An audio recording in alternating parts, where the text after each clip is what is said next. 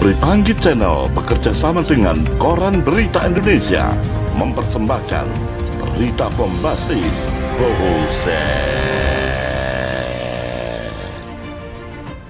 Survei lagi, Prabowo, Ganjar, dan Ridwan Kamil calon kuat Pilpres 2024.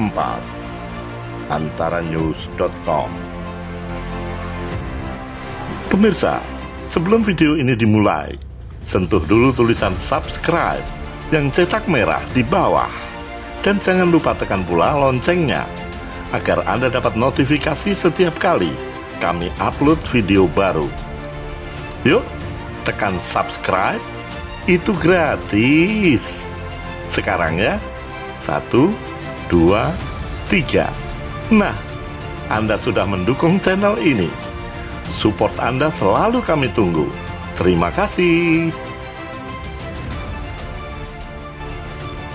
Kali ini survei yang dilakukan oleh Center for Political Communication Studies atau CPCS menunjukkan pandemi COVID-19 tidak hanya berdampak terhadap perekonomian, melainkan terjadi perubahan signifikan dalam tempo elektoral menuju pemilu 2024. Tiga tokoh muncul sebagai kekuatan utama dalam pertarungan memperebutkan posisi calon presiden 2024, yaitu Menteri Pertahanan Prabowo Subianto, Gubernur Jawa Tengah Ganjar Pranowo, dan Gubernur Jawa Barat Ridwan Kamil, kata Direktur Eksekutif CPCS Tri Okta SK dalam keterangan tertulisnya di Jakarta Minggu. Elektabilitas Prabowo mencapai 18,4%, turun dari survei sebelumnya sebesar 22,7%. Sebaliknya Ganjar dan Kang Emil sama-sama mengalami kenaikan yang sangat signifikan. Elektabilitas Ganjar naik 8,5% menjadi 13,5%. Sedangkan Kang Emil naik dari 5,8% menjadi 11,3% atau hampir 2 kali lipat.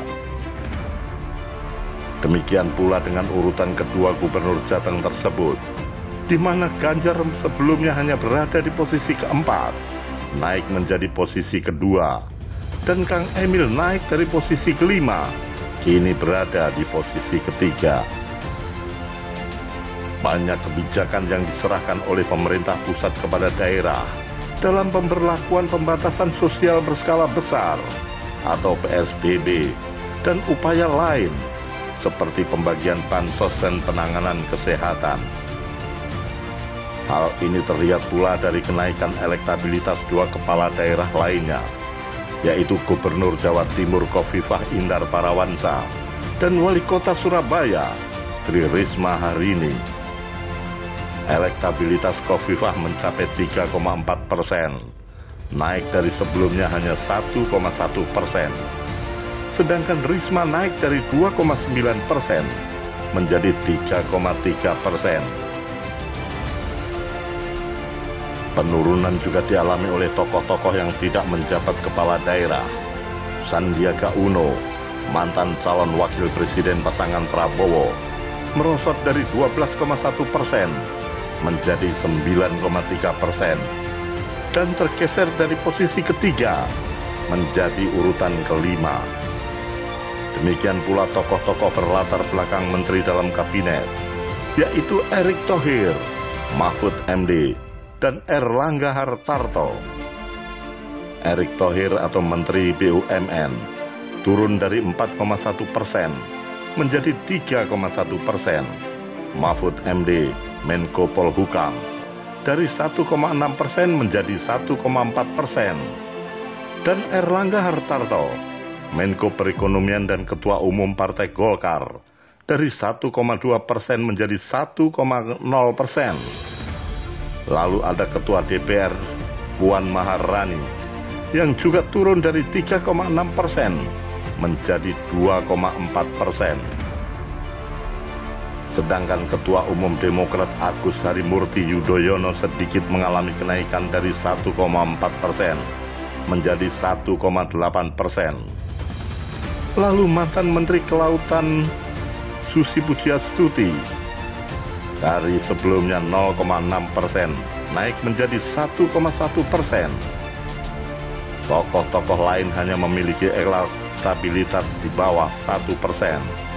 Dan sisanya tidak tahu, tidak menjawab sebanyak 16,4%.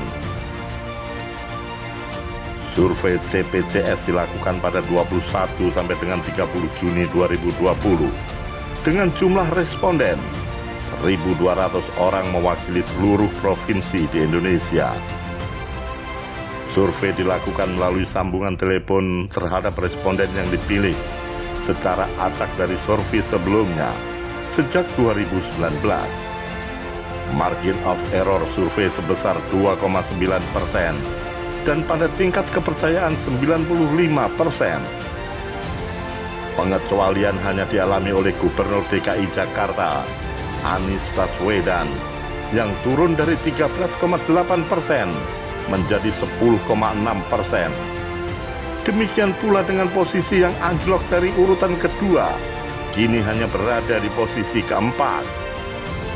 Okta menjelaskan, meskipun Anies rutin tampil ke publik selama pandemi, berita bombastisnya, tetapi persepsi yang berkembang ternyata berbanding kebalik. Buset.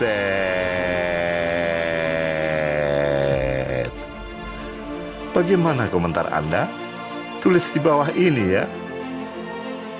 Tekan subscribe, lalu lonceng